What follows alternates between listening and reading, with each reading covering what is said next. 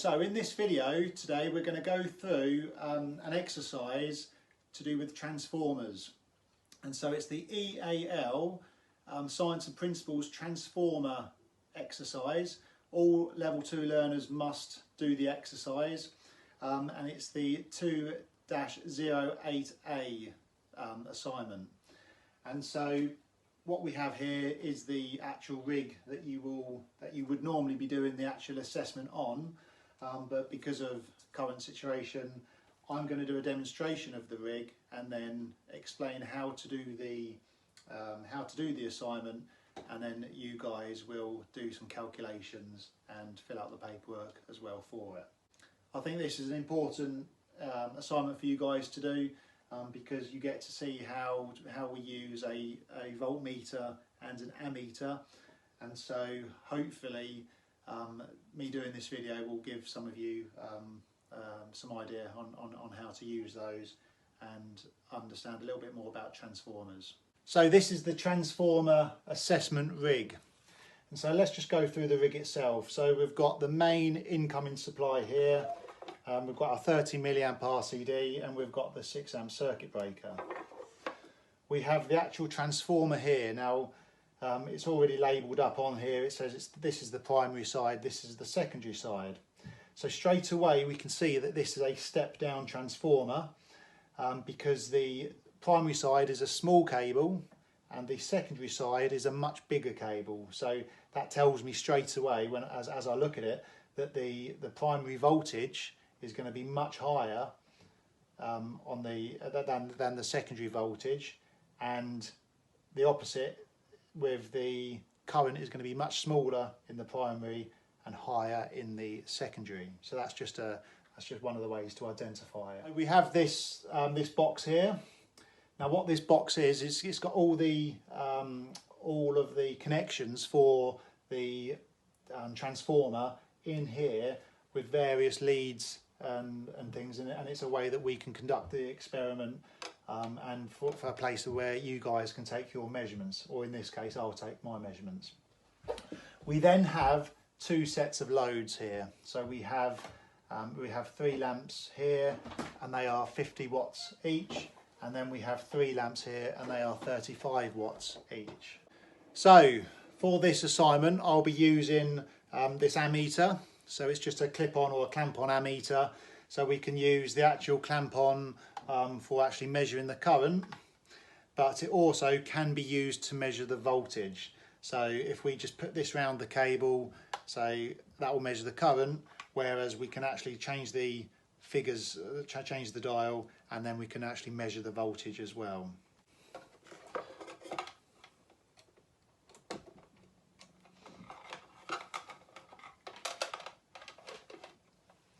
Okay, so let's begin the task A. So we turn them on, and you can see that we have got 3 lamps here that are now illuminated. And so it tells me that this is the primary side and this is the secondary side, or the primary side and the secondary side, and it tells me that the primary side has got 600 turns and the secondary side has got 30 turns. So straight away that can be, that the ratio of turns can then be scaled down to an appropriate scale, or an easier scale to work with. Okay, so we turn our ammeter onto the AC setting, and then if we look at the actual ammeter here, we have various figures here. So we have the peak value, and then we have the RMS value, and it's the RMS value at the bottom is the figure that we are interested in looking at. So the first task we need to, or task A, we need to measure the primary voltage and the primary current. So to measure the primary currents, we can just take one of the leads and we can just simply put the clamp on ammeter over. I'll let it settle and I press the hold button. So what's happening, there's a magnetic field because current is going through this cable, and the clamp on ammeter is actually measuring the strength of that magnetic field and giving us a current. So I've pressed hold And as you can see there, the RMS value is 0.69 amps. So that's important, we would write that down. So that's 0.69 amps for the current. We're then going to turn this to the voltage. And again, you have the peak value here, and at the bottom we have the RMS value. And so again, that's nice and simple. Now, because we are going to be working live with this, what we'll do, I'll just turn it off. So just turn it off. So now I can just plug this in. Now remember, when you measure voltages, you are actually measuring in parallel. So now if I turn this on, and now we are measuring the voltage. So again, I will just hold that. And as you can see, the voltage here, the RMS voltage, is 241.3 volts. So that again, we'll make a note of that. Here we have now a piece of paper with the measured in the primary side, which I've just done on the video. So we've got the voltage 241.3 volts and the current is 0.69 amps.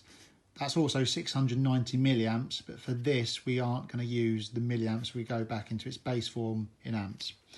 Your job now is to calculate the secondary voltage and the secondary current.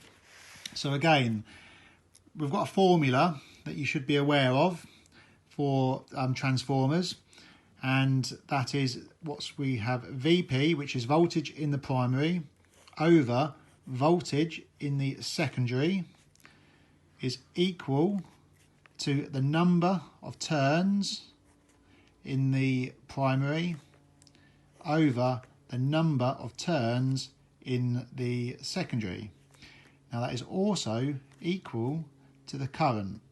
So that's the current in the secondary over current in the primary. Now as you can see that for both these, the primary for both the voltage and the turns are on top, whereas it's the other way round for the current.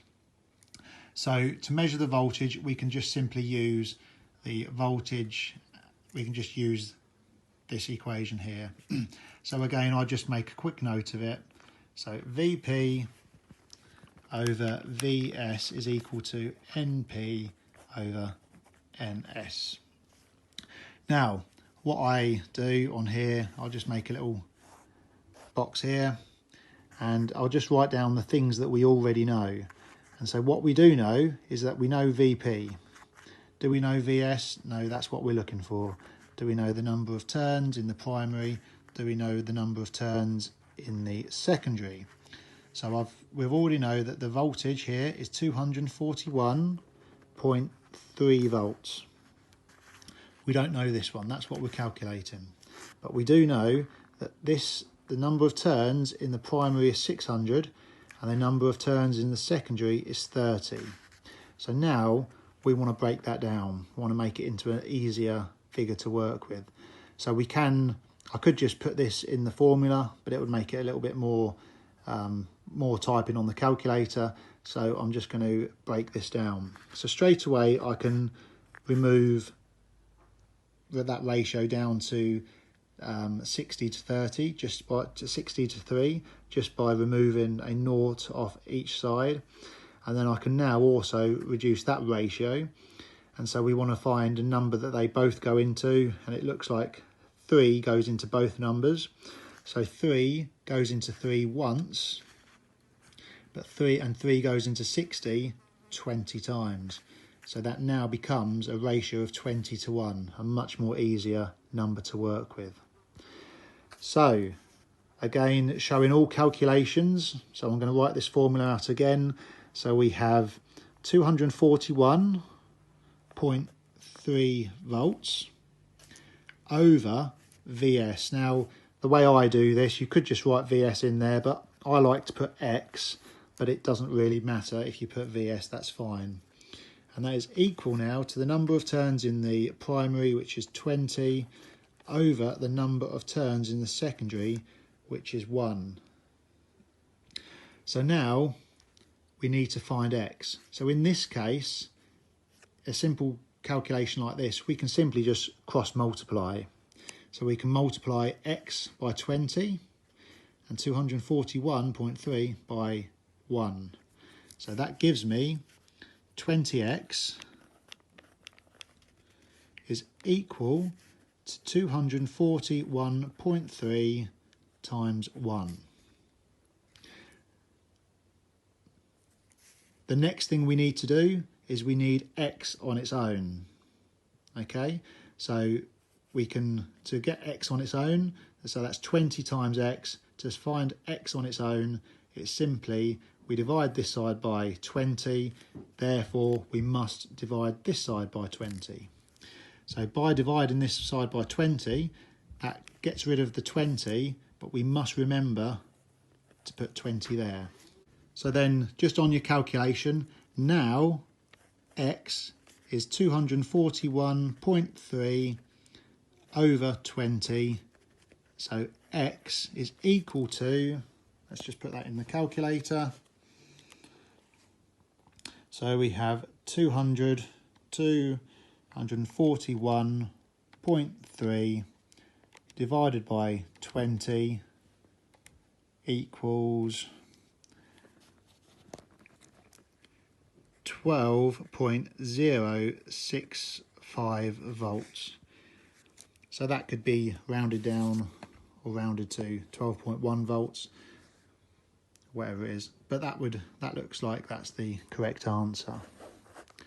So again, VS now, we know VS, and that's 12.065 volts.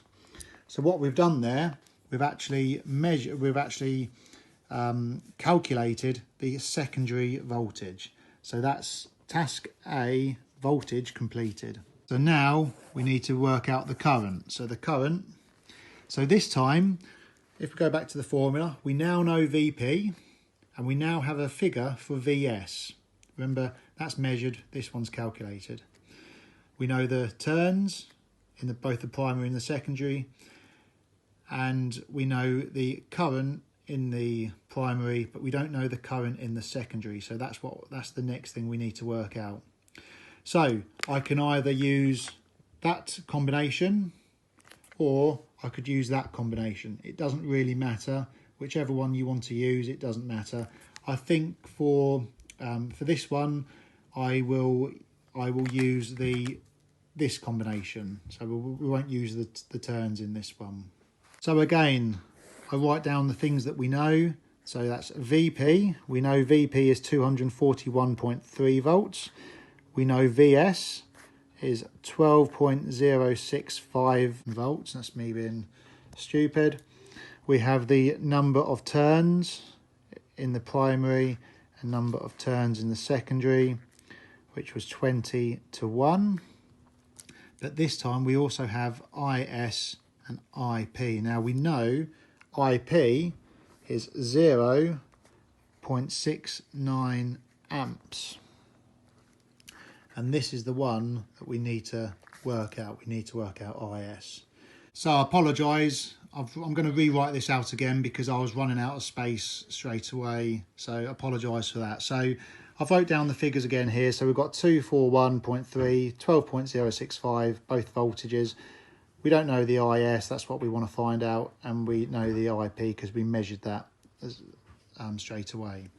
So again, the formula we're going to be looking at is VP over VS is equal to IS over IP. So let's put some figures in for that. So we know VP to be 241.3 over VS, which is 12.065, and that is equal to IS, I call it X, over 0.69. So that's the formula that we are now working with. Now again, simply we can just cross multiply because we want all this on one level. So we can cross multiply here.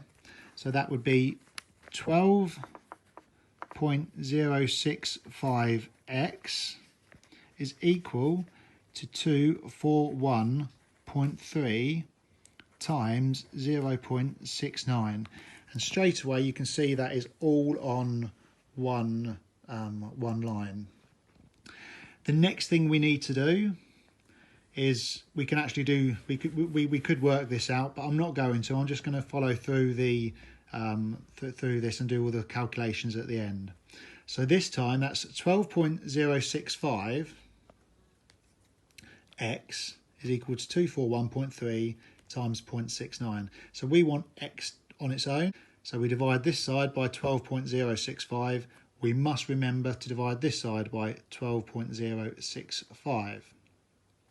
So x is equal to 241.3 times 0.69 over 12.065. So therefore x is equal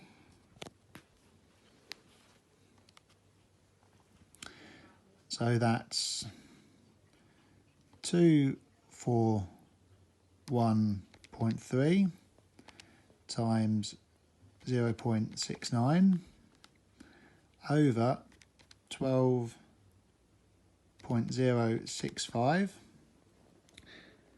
That's nice and easy there. Remember the fraction button here, that's a good number to use. If you just was to do the divide, that could cause you some issues with the calculation, so we always like to use the fraction button here. So press equals, and that gives me 13.8 amps, which sounds quite a lot of current, but we did say straight away that it's a step down transformer, meaning the voltages step down, but that would also mean the current goes up. So if we just turn back now to this page here, which was the front page, which I ran out of space doing it, so just be aware of that. So 13.8 amps. So as you can see, what I've done here, everything is clearly labelled out. So when I mark your assignments, I can very easily see what you have done. I can see your calculations. Even if you get the incorrect answer, I can still see the process that you've gone through to get that answer. So if you do make a simple mistake, we can sort of go back over that, but it's easy to see. You've got all the figures nicely written and presented here, and hopefully the answers will be correct. So the numbers that we have calculated, we have calculated VS, and we've calculated VS, and we have calculated IS, and that's what the task is for you to do. Finally, I need to now measure those figures, and we'll do that now. So we're back at the rig now, and we've done all our calculations. We did our measurements initially on the primary side. Now we're going to do our measurements on the secondary side, so we're going to use these wires here. So let's just turn this on. The lights illuminate so you know the transformer is working. You can also feel the transformer is slightly buzzing, and you can also feel the temperature is up. Now we said the current was higher in the secondary side, and straight away you can actually feel the temperature in the secondary side of the cables is much warmer than the current in here. So let's measure the current. So we've turned it to the current here, and we can just take it around either one. And now that's given me a reading. I'll hold it. That's given me a reading of 11.67 amps. So I'll just write that down. So the reading there, what we measured there was 11.67 amps. Now what we calculated was actually 13.8 amps, and that's actually what we would expect, because there are certain losses in the transformers. We're not going to go through them now, but we do know that these transformers aren't 100% efficient. And when we're doing the calculations, we're working on the basis that the transformer is what's called an ideal transformer, meaning that whatever you put into the transformer, whatever you put into the primary side, you get out on the secondary side. But we do get losses. One of the obvious losses that we get, the heat, is obviously energy, which is being wasted energy. So that's one of the byproducts. So the transformer, when we actually do it in this way, isn't 100% efficient compared to what our calculations are. Let me just turn the power off, and this time we'll turn the voltage back to the V symbol there. And again, we just probe in parallel to the supply voltage, to the secondary voltage, turn it back on, and this time we have press hold, and that's 12.19 volts. So we'll just make a note of that, 12.19 volts. And again, the calculated voltage that we calculated was 12.065 volts, and what we've got there is 12.09 volts. So again, they are quite a similar reading. Again, it's the same. We wouldn't expect them to be exactly the same because the transformer isn't, because there are obviously the losses there. So that's task A completed. That is. So I'm just going to go very quickly over that again, just while we're talking. I'll just turn this off. We've measured the voltage and the current in the primary. We have calculated the voltage and the current in the secondary, and just to confirm that, we've then measured the voltage and the current in the secondary to confirm that our readings are about correct. And because of the losses, this isn't 100% efficient. It's not an ideal transformer, so therefore I'm quite happy with the readings there. I think the assessment there was okay.